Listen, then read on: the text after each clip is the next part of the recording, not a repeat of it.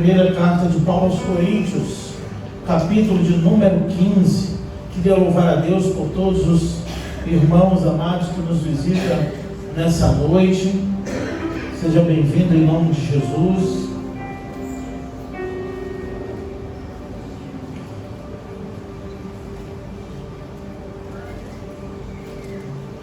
Primeira carta de Paulo aos Coríntios, capítulo de número 15, verso de número 55.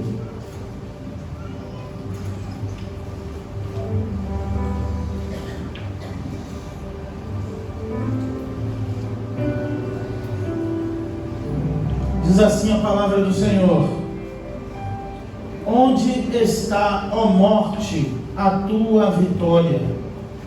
Onde está, ó morte, o teu aguilhão? O aguilhão da morte é o pecado, e a força do pecado é a lei. Graças a Deus que nos dá a vitória por intermédio de Jesus Cristo. Amém. Senhor Deus, eterno Pai, fala conosco, Senhor. Tu foi adorado nessa noite, ó Pai. Que eu diminua para que Tu cresça, eu suba para que Tu apareça. Pois só Tu és digno de toda honra, majestade, glória e poder. E a Ti que exaltamos nesta noite. Mas precisamos ouvir a Tua voz.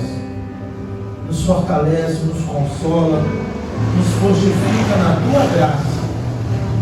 Em nome de Jesus. Amém e amém. O tema da mensagem dessa noite é a morte da morte. Eu anunciei hoje pela manhã e coincidentemente um pastor pregou hoje de manhã, ou iria pregar à noite, uma ovelha mandou para mim sobre o mesmo tema, a morte da morte. Falar da ressurreição de Jesus Cristo é lembrar que Ele venceu a morte. Só que a morte é algo tão triste, meus irmãos. Só quem já viveu um luto e ainda vive sabe disso. A morte é devastadora.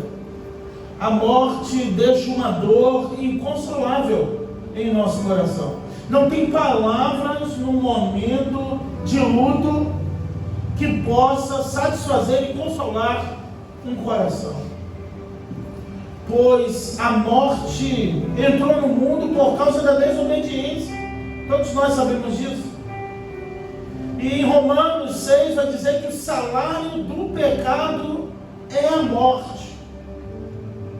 Mas o dom gratuito de Deus é a vida eterna.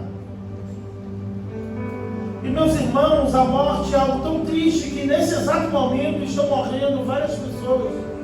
Jovens, homens, mulheres. E como pastor, eu já também tive a triste experiência de ver partir muitos irmãos e irmãs queridas, que hoje eu olho em fotos e recordações. E essa semana eu estava vendo uma das fotos que chegou para mim da nossa irmã, uma das nossas irmãs, que foi a irmã Sônia Feliciano. E numa foto eu estava abraçado com ela, uma programação de MCM.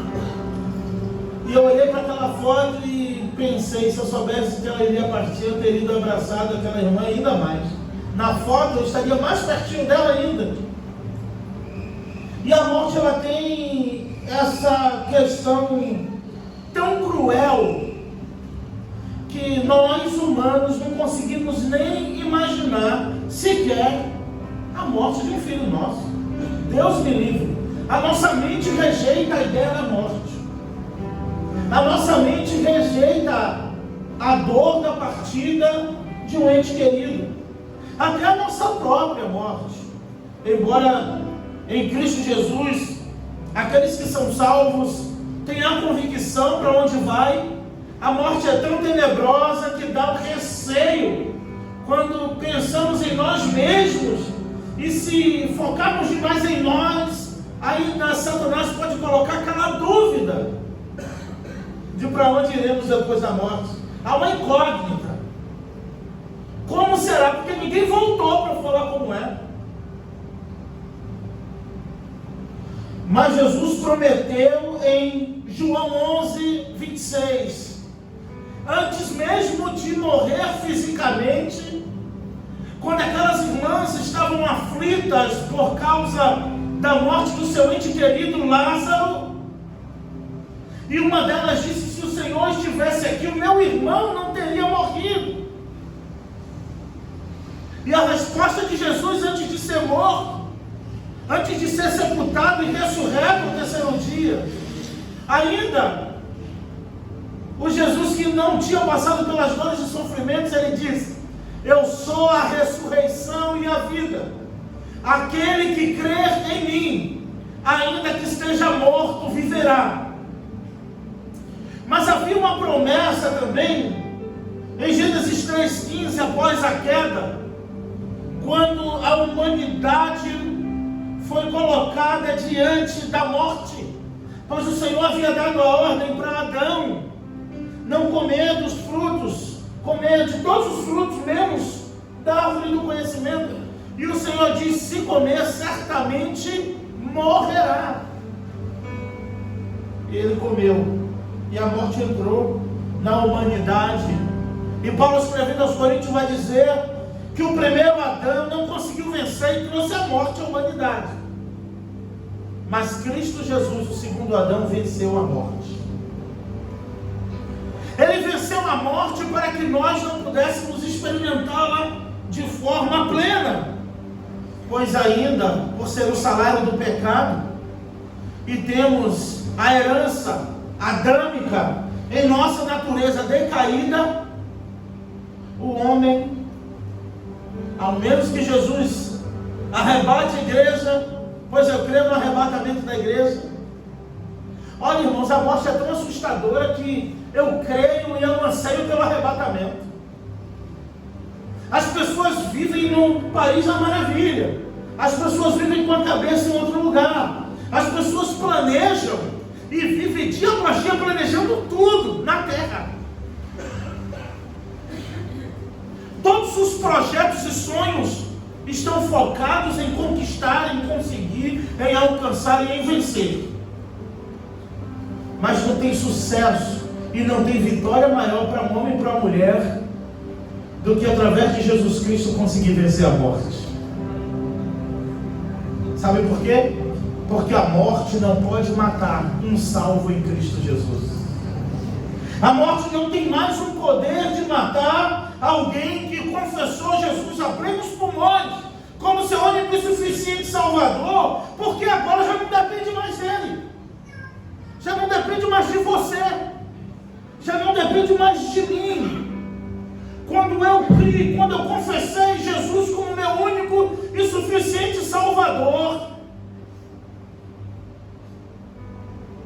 a morte não teve e não tem mais o poder sobre a minha vida, e nem sobre a vida daqueles que confessaram e que creem que Jesus é o seu único e suficiente Salvador.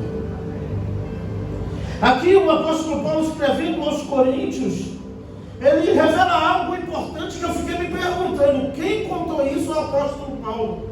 Aí eu lembrei do texto do próprio Coríntios 11, que ele diz: o que eu recebi do Senhor é o que eu também vos entreguei. Eu não entreguei nada a vocês que eu não tenha recebido do Senhor. O que Paulo recebeu aqui como revelação divina, podemos ver que ele não aprendeu com Pedro, com Tiago, com João.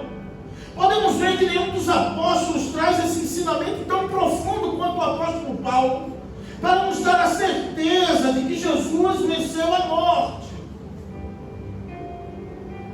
E ele só pode ter recebido isso diretamente de Jesus.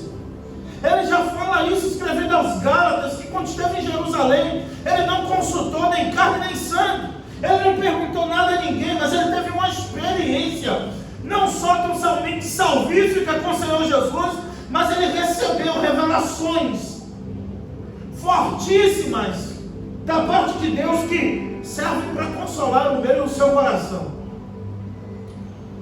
E se você entrou aqui debaixo da condenação do pecado, se você vive deliberadamente no pecado, se você é por natureza inimigo de Deus, pois pratica coisas que desagradam ao Senhor, Eu posso afirmar e prometer para você, isso eu prometo. Eu não te prometo chave de casa própria, eu não prometo que você vai prosperar, eu não vou prometer que você vai vencer, vai ficar rico, vai parar aqui na frente da igreja com a Lamborghini, não. Mas eu prometo para você que você vai sair daqui absorvido pelo Senhor Jesus. Pois a palavra do Senhor diz que nenhuma condenação há para os que estão em Cristo Jesus. Não há mais condenação, acusação sim. Eu falei isso hoje pela manhã. Satanás, o nome significa acusador. É aquele que está sempre nos acusando e apontando nossos erros. O diácono falou aqui na direção do culto que no inferno, para aqueles que não creem no Filho de Deus, serão comidos por bicho e desejariam, iriam clamar e será tarde demais. Mas eu estou falando aqui com homens e mulheres que não serão comidos por bicho. Eu estou falando com homens e mulheres lavados e remidos pelo sangue de Jesus. E se você ainda é de outra religião, não me importa. Se você frequenta outra denominação, outra religião, se a sua religião ou o seu segmento não confessa Jesus como seu único e suficiente Salvador, nesta noite Ele te dá a oportunidade de confessá-lo. Eu não estou te oferecendo uma religião, eu não estou oferecendo uma denominação, eu não estou te oferecendo um nome no rol de membros da igreja, mas eu estou te oferecendo, à luz da palavra de Deus, a vida eterna que só há em Cristo Jesus. Não tem Papa, não é o Vaticano, não é denominações, não são denominações nem religiões que pode te garantir a vida eterna. Só pode te garantir a vida eterna aquele que venceu a morte. E aquele que venceu a morte é Jesus, o Filho de Deus. O túmulo está vazio porque Ele ressuscitou. Ele foi no Hades, nas profundezas, lá com os mortos, pregar aos espíritos, como Pedro diz, através da sua morte. Mas ao terceiro dia, Deus o ressuscitou. E Ele vive e reina para todo sempre.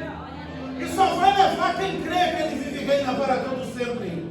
Só irá levar aqueles que creem, que confessam como seu único e suficiente Salvador. E muitos estão preocupados com o que vão perder, o que vão deixar de fazer, o que vão perder, o que vão ter que abandonar. Fica preocupado aqui, pois o meu alvo é Cristo. Eu estou pensando na eternidade. É melhor perder aquilo e ganhar no céu. Mas a triste realidade é que muitos não querem saber disso, querem viver do hoje, do agora. Mas, meus irmãos, Jesus matou a morte. Em Gênesis 3,15, após a queda, diz: da semente da mulher nascerá um que esmagará a tua cabeça. Isso foi palavra de Jesus para ela. Da semente da mulher vai nascer um que vai esmagar a tua cabeça, e tu lhe ferirás o calcanhar, se referindo à morte de Jesus na cruz. Ele foi humilhado, falamos aqui. As nossas transgressões e iniquidades o levaram a padecer, a enfermar, a morrer. Os nossos pecados o mataram, o matou, mas Ele venceu a morte. Eu vou repetir: Jesus venceu a morte. E aquele que venceu a morte está aqui nesta noite. E aquele que venceu a morte pode vencer o teu medo. Aquele que venceu a morte pode vencer as tuas angústias. Aquele que venceu a morte já venceu os teus pecados. Aquele que venceu a morte pode vencer a depressão. Aquele que venceu a morte pode vencer a angústia, a tristeza e tudo que te aprisiona nessa noite. Aquele que venceu a morte, que matou a morte, pode quebrar todas as correntes e grilhões que te aprisionam.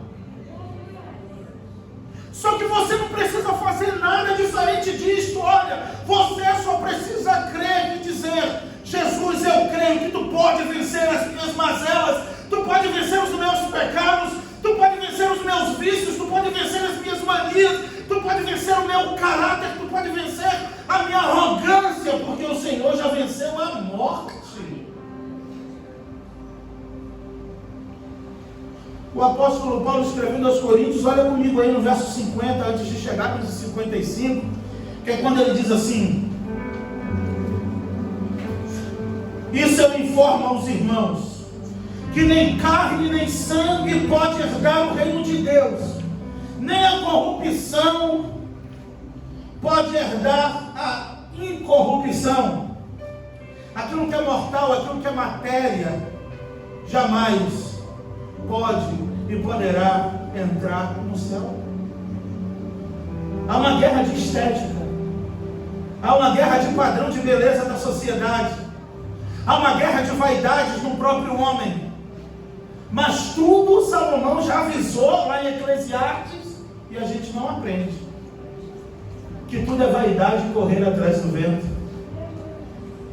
A verdade é que 3 dias depois, 7 dias depois, debaixo da terra, a coisa é feia para todos nós. Do mais bonito, do mais rico ao mais pobre, todo mundo igual. Todos iguais.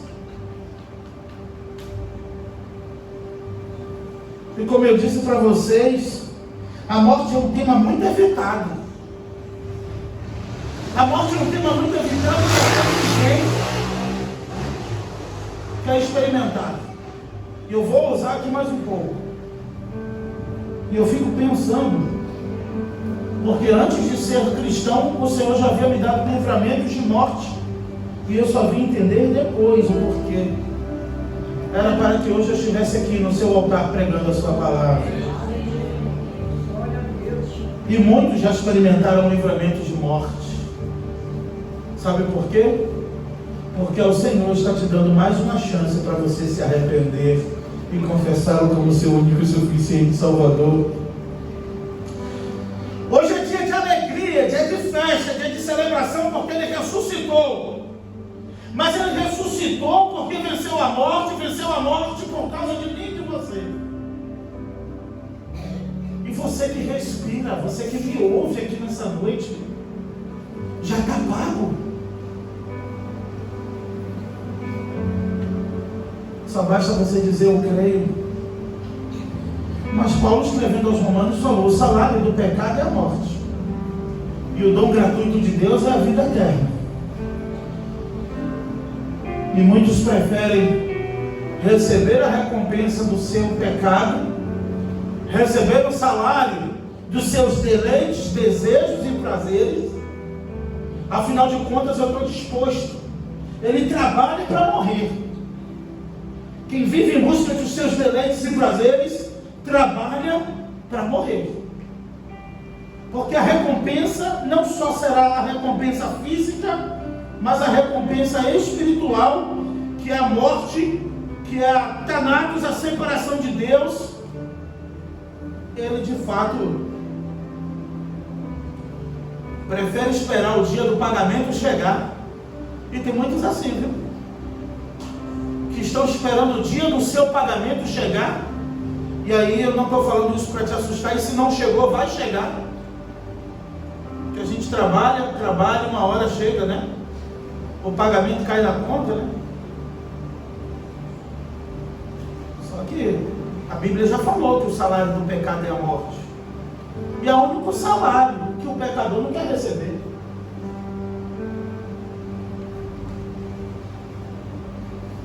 O apóstolo Paulo, escrevendo aos Coríntios, como eu falei para vocês sobre essa revelação divina, ele diz: olha, nem carne nem sangue pode herdar o reino de Deus. Isso já é um alerta para mim e para você, dizendo: tudo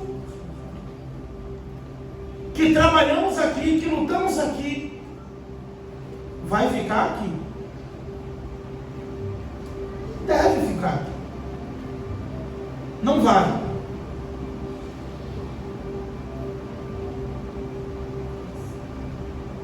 Porque carne nem sangue pode herdar o reino de Deus.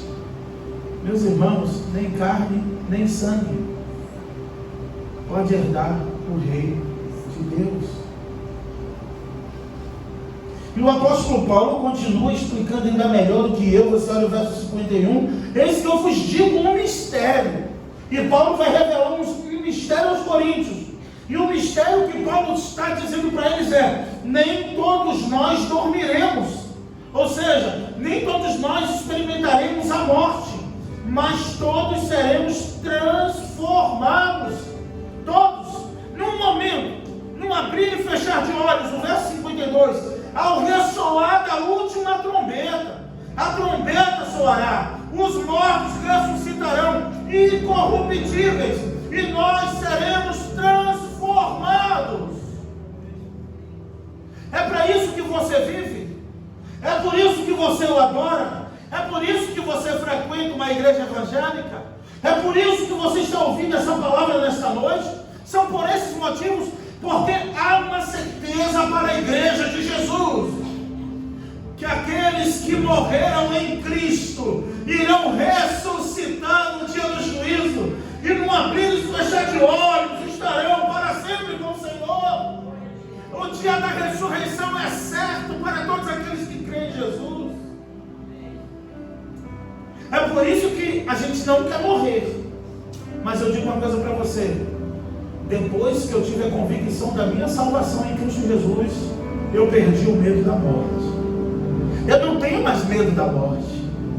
Ela é um fato, mas eu não tenho mais medo. Sabe por quê? Porque eu sei com quem eu vou me encontrar depois que a morte física me encontrar. É o mesmo que muitos servos e servas do Senhor já encontrou e já desfruta dessa presença real do Senhor Jesus, porque Ele venceu a morte e deixou uma promessa para a sua igreja. A ressurreição não se trata só de um ato de Jesus e de uma encenação do túmulo vazio e Ele saindo. Se trata da promessa que todos aqueles que creem em mim, ainda que esteja morto, viverá.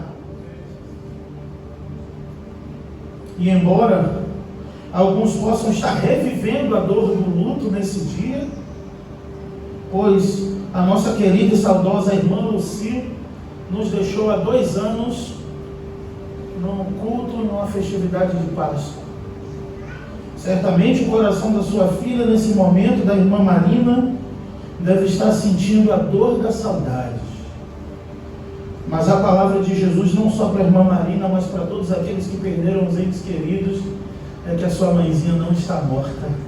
Ela está viva com o Senhor Jesus. Já desfruta, porque viveu e dedicou a sua vida ao Rei dos Reis e Senhor dos Senhores.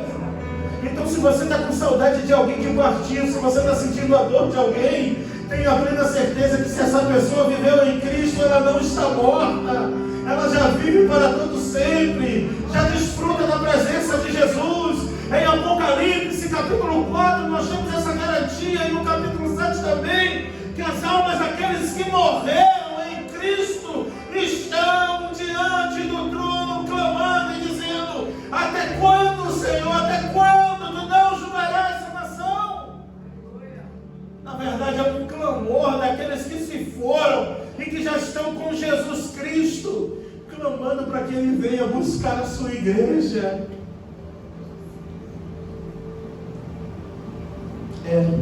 Ele venceu a morte. E aquele que venceu a morte pode vencer os seus pecados. Porque você não vai conseguir vencer seus pecados nunca. O coach vai te enganar. Ele vai te dizer no YouTube assim: olha, pegue a força que tem dentro de você, vá lá. Mentira, ele está enganando você. Você não vai conseguir vencer os maus hábitos. Você não vai conseguir vencer o pecado, a menos que Cristo o vença para você e por você. Apenas coloque diante dele e diga: Senhor Jesus, eu quero ser vencido pelo Senhor, porque se o Senhor me venceu, o Senhor há de me conquistar, e certamente eu serei para sempre do Senhor.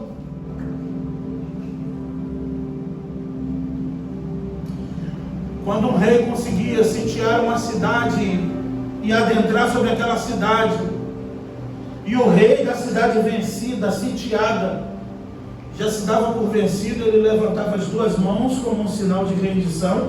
Os militares também sabem disso, dessa levantar as mãos como está rendido. Aí está dizendo assim: eu sou teu, tu és meu, faz de mim o que quiser, estou em tuas mãos. Mas tem pessoas que preferem ficar de braços cruzados, espiritualmente falando, do que se render para Jesus. Não importa o que você precisa vencer, deixa Jesus vencer para você, porque Ele venceu até a morte. Apenas se renda e diga: Senhor, eu sou teu, eu estou em tuas mãos, faz a obra em minha vida. Porque há uma promessa para mim e para você, para os que creem. Nós não podemos viver só para as coisas dessa terra. Irmãos, eu e você, nós assistimos reportagens até que não queremos assistir, elas chegam até nós. Não tem mais idade para a morte. Antigamente eu achava que só morriam os mais velhos. Era uma questão de ordem. Os filhos enterrar os pais. Mas o que mais vimos todos os dias são pais enterrando filhos. A morte é tão assustadora e tão avassaladora, pois ela não escolhe cor, não escolhe poder aquisitivo, não escolhe status, simplesmente ela vem e alcança alguns. Mas há uma promessa para aqueles que creem em Jesus, que num abrir e fechar de olhos, ao ressoar da trombeta, a trombeta soará, os mortos ressuscitarão incorruptíveis e nós seremos transformados. O verso 53, Paulo diz, porque é necessário que este corpo corruptível se revista da incorruptibilidade, e o corpo mortal se revista da imortalidade. Seremos revestidos pela imortalidade de Jesus em nossa vida. E quando este corpo corruptível se revestir da incorruptibilidade, e o que é mortal se revestir da imortalidade, então se cumprirá a palavra escrita: tragada foi a morte pela vitória. A morte foi entregada pela vitória. O apóstolo Paulo continua dizendo no verso 55: onde está, ó morte, a tua vitória? Onde está, ó morte, o teu aguilhão? Pois o aguilhão da morte é o pecado. O pecado é o aguilhão da morte. A morte tem um aguilhão que aprisiona.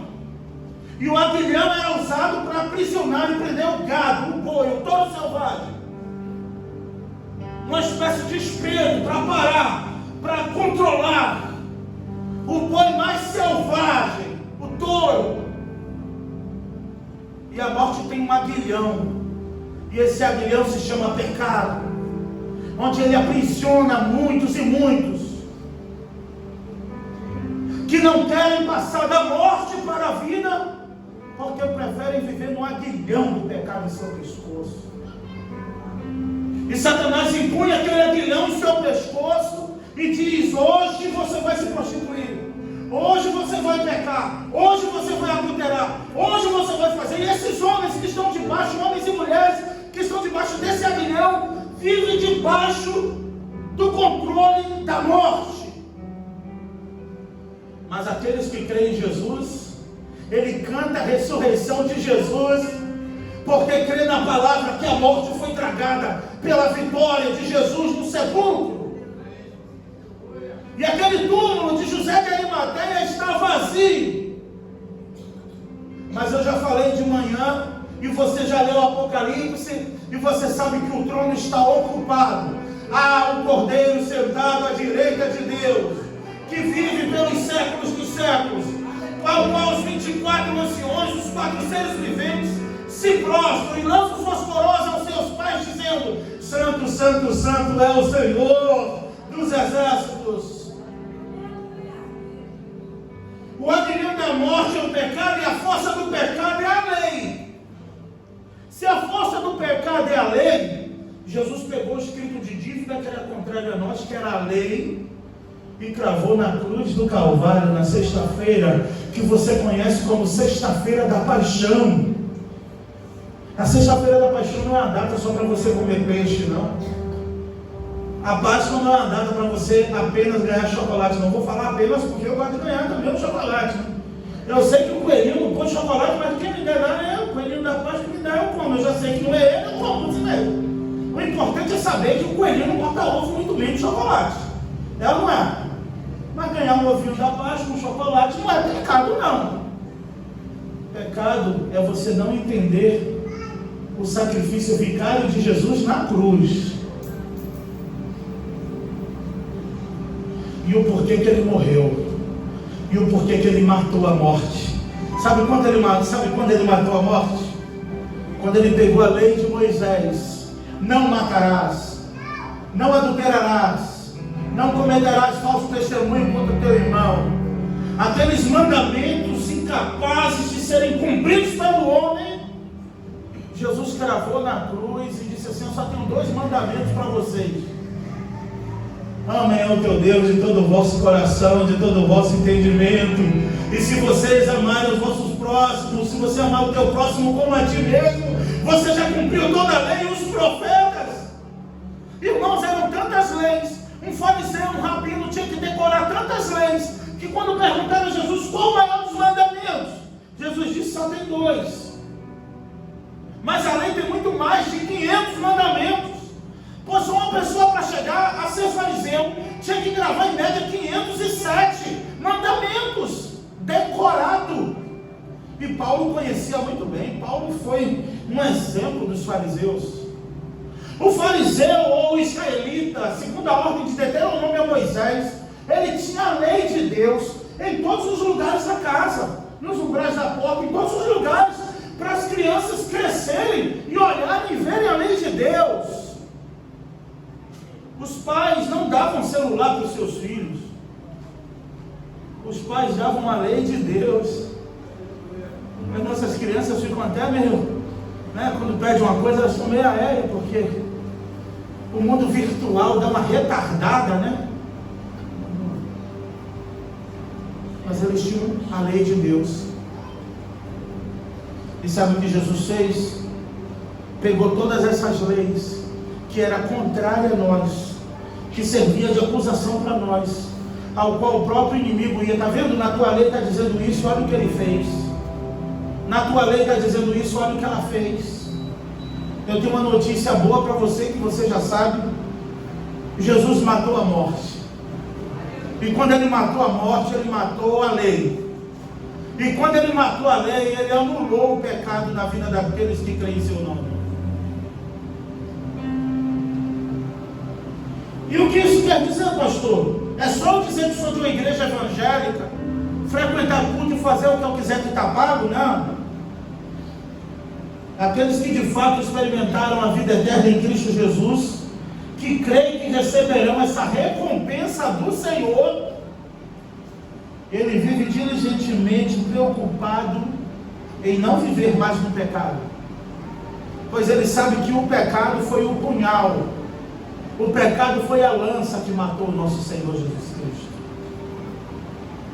Mas como eu disse, ele venceu a morte. Eu vou concluir.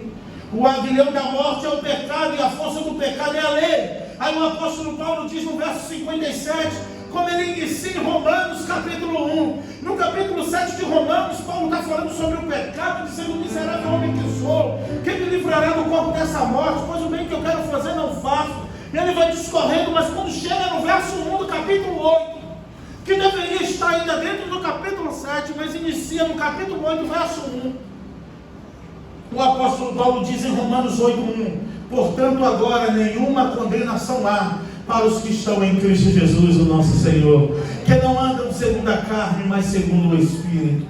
Aqui no verso 57, o apóstolo Paulo diz assim: mas graças a Deus, que nos dá vitória por intermédio de Jesus Cristo. Portanto, meus amados irmãos, sede firmes, constantes, inabaláveis, sempre abundantes na obra do Senhor, sabendo que o trabalho no Senhor não é vão. O nosso trabalho no Senhor não é vão. A nossa adoração não é inútil. A nossa congregação não é inútil. As nossas reuniões não são inúteis. Os nossos encontros domingo após domingo não são inúteis. O coro despertar ensaiando semana após semana para cantar não é inútil, irmã Glória. Não é inútil geração de adoradores. Não é inútil ministério de louvor. Não é inútil diáconos. Não é inútil irmãos que vêm semana após semana conosco para adorar o Senhor. Não é inútil todos os trabalhos e todos os departamentos da igreja. Nada que estamos fazendo aqui é inútil. Não é vão. Não é inútil.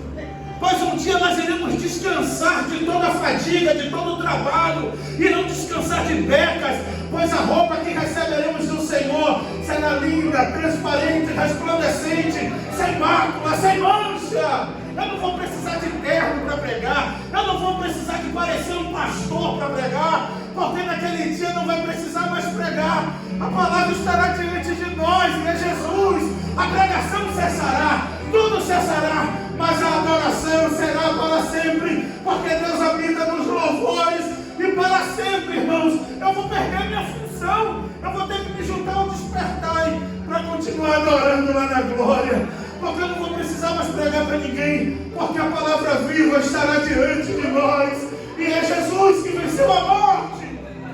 Não precisaremos de programações, não precisaremos de programas e eventos, pois o maior evento será produzido no céu pelo Espírito Santo de Deus.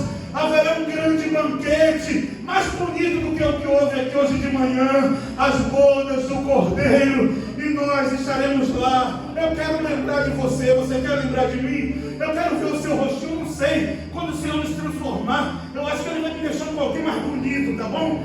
Porque nós iremos lembrar um do outro e dizer, valeu a pena trabalhar juntos, valeu a pena adorar juntos, valeu a pena congregar juntos, e hoje estamos juntos na eternidade com Deus. É por isso que cantamos a Páscoa, é por isso que esse coro ensaia na Páscoa, é por isso que nós adoramos, é por isso que eu estou aqui, é por isso que você está aí sentado nesse banco.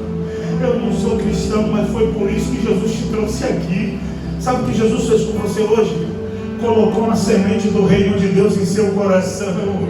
E se ela não brotar hoje, ela vai brotar algum dia. Mas hoje eu creio que a semente do reino de Deus, a semente da vida eterna caiu no seu coração. E um dia vai germinar para a glória de Deus.